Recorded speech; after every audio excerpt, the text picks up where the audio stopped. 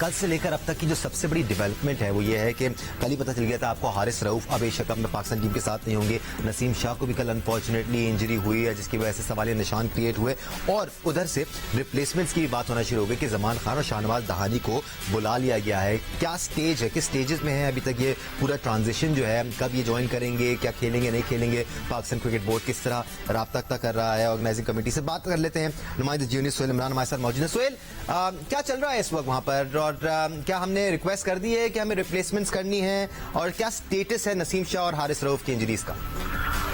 देखिए, हारिस रऊफ और नसीम शाह का अब लग ऐसा रहा है कि उनका एशिया कप में सफर खत्म हो चुका है। जो हारिस रऊफ है उनकी पत्तियों में बहुत ज्यादा तकलीफ है और पाकिस्तान क्रिकेट टीम की जो मैनेजमेंट है वो बिल्कुल रिस्क नहीं लेती कि हारिस रऊफ को खिलाया जाए। नसीम शाह की जो MRI करवाई गई थी उसका रिजल्ट आना है, उसी के बाद उसका मुआयना किया जाएगा उस रिपोर्ट की रोशनी में और फिर फैसला होगा। लेकिन उनके बारे में भी जो इतलात यही है, जो मुझे भी पता चला है कि नसीम शाह के बारे में भी रिस्क नहीं दिया जाएगा क्योंकि वर्ल्ड कप में बहुत कम मैचेस रह गए हैं। और इसके साथ साथ जहां तक रिक्वेस्ट की बात है, जो आज डेफिनेटली रिक्वेस्ट की जा रही है, अभी लॉजिस्टिक जो तरीकाकार है वो तय किया जा रहा है। जमान खान और शाहनवाज दहानी वो कल यहाँ पर कोलंबो में पहुंच रहे हैं और टीम को ज्वाइन करेंगे। 14 सितंबर को पाकिस्तान का अगला मैच है। एक तो इंजरीज की वजह से पाकिस्तान टीम को मुसायना शिकस्त तो हुई थी पाकिस्तान को अगर मगर की सूरत हाल है फाइनल के लिए। इसके साथ साथ सुल्तान अली आगा के हवाले से मैं अपडेट करता चलूं कि कल जब उन्हें चोट लगी थी, गेंद लगी थी, उनको स्वीप शॉट खेलते हुए मैच खत्म होने के बाद उनको मुकामी हॉस्पिटल ले जाया गया था जहां पर उनकी ड्रेसिंग की गई थी। अभी भी उनके चेहरे पर स्वेलिंग है और उनके बारे में भी उनकी भी शिरकत जो है श्रीलंका के खिलाफ मैच में वो मशकूक बताई जा रही है।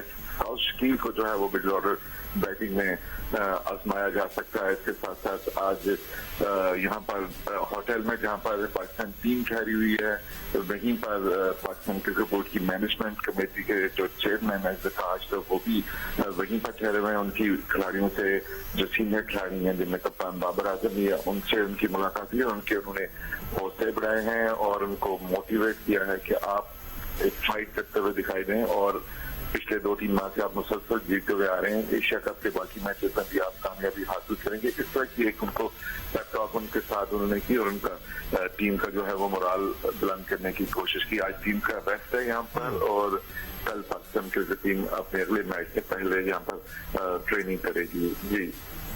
जी सोहेल, मोइन भाई भी आपसे कुछ बात करना चाह रहे हैं। जी सोहेल, मैं बस एक छोटा सा सवाल करना चाहूंगा। हमने देखा जो मैच हुआ इंडिया के खिलाफ उसमें कहीं भी मिकी आर्चर नजर नहीं आ रहे और जो सोर्सेज है वो ये कह रही है वो ग्लॉस्टर चले गए पाकिस्तान टीम को छोड़ के। कितनी हकीकत है इस बात में? जी मोइन भाई, उनके बारे में जो शेड्यूल जारी किया गया था वो एशिया कप से पाकिस्तान टीम ने यहाँ पर आना था अफगानिस्तान के खिलाफ सीरीज के लिए भी और उसके बाद एशिया कप के लिए तभी बता दिया गया था कि वो 23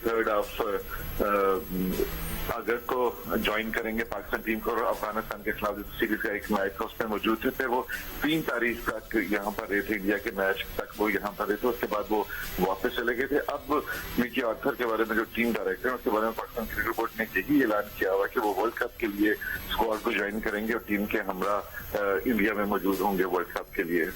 नुमाइंदा जूनियर सोहेल इमरान, बहुत शुक्रिया। 2-3 दिनों से बारिश भी इंजॉय कर रहे हैं सोहेल और अब ऐसा लगता है बारिश से इफेक्ट भी हुए हुए हैं। बता रहे थे हमें कि बारिश लग गई है उनको। बट सोहेल, आप भी अपना ख्याल रखें, यू वर्किंग रियली हार्ड। सुबह से लेकर शाम तक अपडेट्स दे रहे होते हैं हमें। As far as Pakistan team is concern, कल जी आपने बहुत क्रिटिसिज्म हुई पाकिस्तान टीम पर। अगर हम बड़े टूर्नामेंट्स की बात करें, if I play the devil's advocate, अगर पाकिस्तान को बड़े टूर्नामेंट्स में हम देखें तो एक ना एक मैच हम ऐसा खेलते हैं। चैंपियंस ट्रॉफी में भी आपको याद होगा पाकिस्तान को भारत के हाथों शिकस्त हुई थी और फिर पाकिस्तान ने फाइनल में जाकर उनको हराया था। तो अभी भी ऐसा हो सकता है। पाकिस्तान इंशाल्लाह कल श्रीलंका को हराएगा मोइन भाई और हम फाइनल में जाएंगे और फिर भारत से हमारा मुकाबला होगा। बड़ी तो रिप्लेसमेंट्स की बात की जा रही है, आप तीनों की मैं राय जानना चाहूंगा। अब्दुल रज़ाक से हम बात नहीं कर पाए, तो अब्दुल रज़ाक आपकी तरफ आ जाते हैं। जमान खान एंड शाहनवाज दहानी सही रिप्लेसमेंट्स हैं?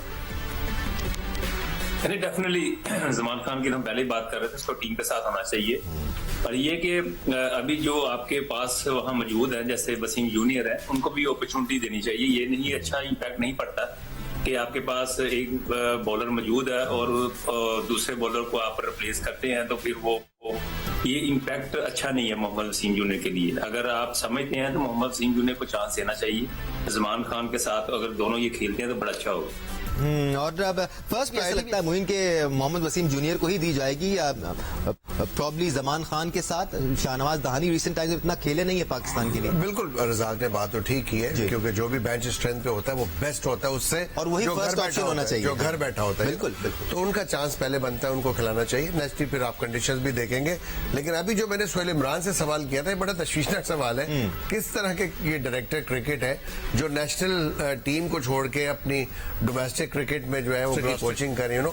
आई डोंट नो किस तरह का कॉन्ट्रैक्ट किया है। ये पहली दफा हुआ है ऐसे पाकिस्तान क्रिकेट के अंदर जी, आपका जो हेड कोच है, जो डायरेक्टर क्रिकेट है, वो टीम के साथ नहीं, जहां पे जरूरत है आपकी। हम कल यही बात कर रहे थे कि बाबर को मैसेज देने वाला कौन है, उसको बताने वाला कौन है। रॉन्ग मोइन भाई, पहले जो इनका मुआहदा हुआ था तो वो रिमोट इंटरवेंशन का ही हुआ था। उसके बाद उनसे बात की गई कि नहीं जी आपने रिमोट काम नहीं करना, आपने टीम के साथ भी रहना है। गलत की थी। इस तरह कोई कोचिंग नहीं होती कि ऑनलाइन आप बैठ के कोचिंग कर रहे हो, लड़कों को बता रहे हो और अपनी प्रेजेंस आपने रखी भी नहीं हो ग्राउंड पे। ग्राउंड पे होना बहुत ज्यादा जरूरी है, या तो ना हो, बिल्कुल ही ना हो, कोई भी ना हो। कप्तान को आप अथॉरिटी दे दो, फिर ये भी या हो तो फिर उसकी प्रेजेंस टीम के साथ होनी चाहिए। राइट जेंटलमैन, जैसे कि हमने बात की कि कल पाकिस्तान को शिकस्त हुई भारत के हाथों, हार जीत अपनी जगह, किस मार्जिन से आप हारते हैं, किसके खिलाफ आप हारते हैं, ये सारी चीजें डिटर्मिन करती हैं कि फिर रिएक्शंस किस तरह के आते हैं। कल से लेकर अब तक फखर जमान को बड़ी तनकीद का निशाना बनाया गया। हमने भी फखर जमान की काफी बात की। फखर जमान के डिसमिसल्स भी साथ साथ इस वक्त हम चला रहे हैं। सिकंदर बख्त उनके स्टैट्स भी हम शेयर कर रहे हैं। आज सुबह से ही हम भी आपस में ये गुफ्तगू कर रहे हैं कि फखर जमान का 49 की एवरेज है। इस साल उन्होंने 15 इनिंग्स खेली हैं, उसमें 640 उनके रन हैं। साल के आगाज में उनकी 3 कंसेक्यूटिव सेंचुरीज हैं, 180 का स्कोर भी है। इसके बावजूद उनको क्रिटिसाइज किया जाता है। तो क्यों क्रिटिसाइज किया जाता है फखर जमान को? डिसमिसल्स भी हम आपको दिखा रहे हैं, आप देख सकते हैं किस तरह आउट हुए हैं वो अभी तक। मुझसे कह रहे हैं जी।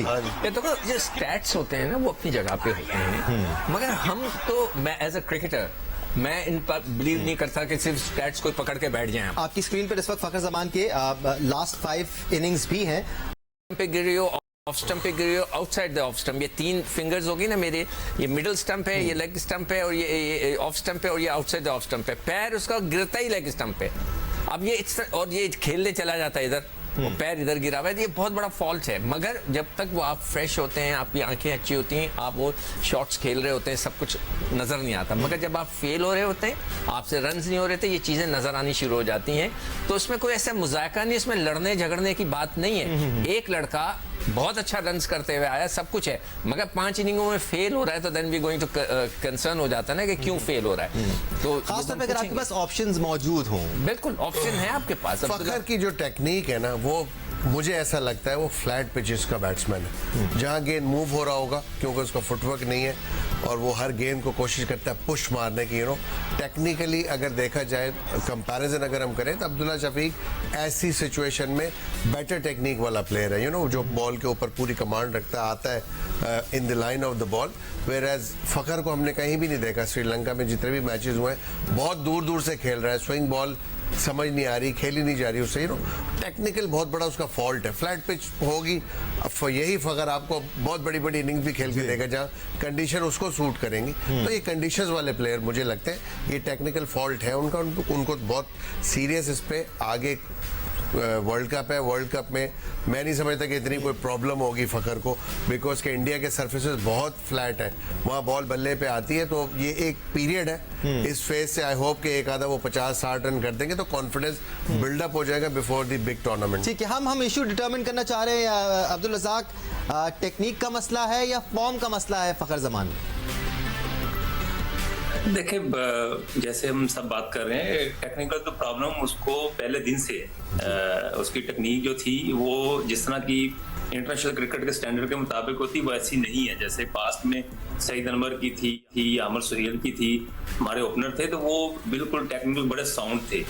और ये तो शुरू से चलता आ रहा है, ये अभी की बात नहीं है। जब वो रन्स करते हैं तो देखें, छोटी टीम के साथ ज्यादा रन्स किए उन्होंने, और जिम्बाब्वे के खिलाफ उन्होंने 200 भी रन्स किए, और उसकी जो भी सारा कुछ हुआ।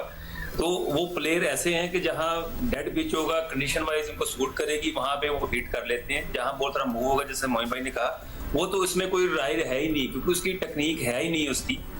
वो जब मारते हैं तो चलाते हैं। हालांकि जैसे कि शर्मा खेल रहे थे, किशन खेल रहे थे, अभी पहले मैच में खेला है, तो सब ने चलाया नहीं है, उन्होंने इम्प्रोवाइज किया, उन्होंने वो बॉल को मिडल किया है। तो जब ये कॉन्फिडेंस होगा तो आपके लिए क्रिकेट आसान होती है। इंटरनेशनल आप दूसरी क्रिकेट में सरवाइव कर सकते हैं, जैसे PSL हो गया जी। या और कोई लीग हो गई, वहां पे तो आप तो वो वेरी डेंजरस है। तो पर इंटरनेशनल में यहाँ नहीं होगा, जहां आपको जरूरत पड़ेगी क्रंच मैचेस होंगे, वहां आपने रन्स करने पड़ेंगे, तो वहां पे रन्स नहीं होंगे। अनफॉर्चुनेटली हमारा टाइम भी खत्म हो रहा है और ये थोड़ा सा लंबा डिस्कशन है कि आपको एज एन ओपनर कौन चाहिए, किस किस्म का किसका प्लेयर चाहिए। जी तो मोइन ने बिल्कुल सही कह दिया है कि जो सीधी विकेटें होती हैं, जैसे समिट के प्लेयर होते हैं, हम अपनी सारी जिंदगी क्रिकेट ही खेली है ना। जी, जी। हम वो नहीं है जो अखबारों में बैठ के हम लिखने वाले नहीं, हमने क्रिकेट खेली है। जो हमारे समिट का प्लेयर होता था, उसका पैर कहीं भी गिरे, समिट पे गेंद सीधा आता ठाए ठाए ठाए, जहां वो टर्फ पे आ जाता था, गेंद हिलता था, वो फंस जाता तो था। सिक्कू भाई अब तो मसला तो ये है ये कि फ्लैट problem पिचेस उसका पर है। भी टीम टारगेट कर रही है उसको, हल्की से अंदर आती हुई बॉल पर, मिडिल ऑफ पे आप बॉल करें, अंदर आ रही है बॉल, वो स्ट्रगल करते हैं, बाहर निकलती हुई बॉल पर स्लिप पे कैच देते हैं, स्ट्रगल करते हैं। गेंद हिलता है तो फंसता है ना। बिल्कुल, और फिर उन्होंने अपनी ग्रिप भी कुछ चेंज कर ली है मोइन भाई, जिसकी वजह से वो स्क्वायर ऑफ द विकेट ज्यादा जब आउट ऑफ फॉर्म होते हैं ना, बहुत जी। फ्रैक्चरली आपकी फॉल्ट्स होते हैं उसको, जो enhance हो जाते हैं। जो इनहेंस नहीं होते, वो होते ही छोटे हैं। बेसिकली उनको ओवरकम करना होता है, एडजस्ट करना होता है आपने, जहां पे गेंद स्विंग हो रहा हो, नेचुरली आपकी टेक्निक थोड़ी सी चेंज होनी चाहिए। आप क्लोज टू दी बॉडी बल्ला रखें, बल्ला बहुत दूर से लेके आ रहे हैं, इतनी back left, high back left, इतना स्विंग हो रहा है, ठीक है, नहीं चलेगा कभी भी। राइट। ये ऐसा इशू है जिस पर हम आगे चल के बात करते रहेंगे। अभी वर्ल्ड कप का फाइनल स्क्वाड भी अनाउंस होगा, उसको ऑफिशियल किया जाएगा, उस पर भी बात की जाएगी, उस पर भी हम सिलेक्शन में बात करेंगे। Let's hope Pakistan team strong तो नजर आ रही है, मजीद स्ट्रेंथ के साथ वर्ल्ड कप खेलने के लिए जाए, ताकि थोड़ा सा और कॉन्फिडेंट महसूस करे पाकिस्तान टीम भी और हम भी एज फैंस।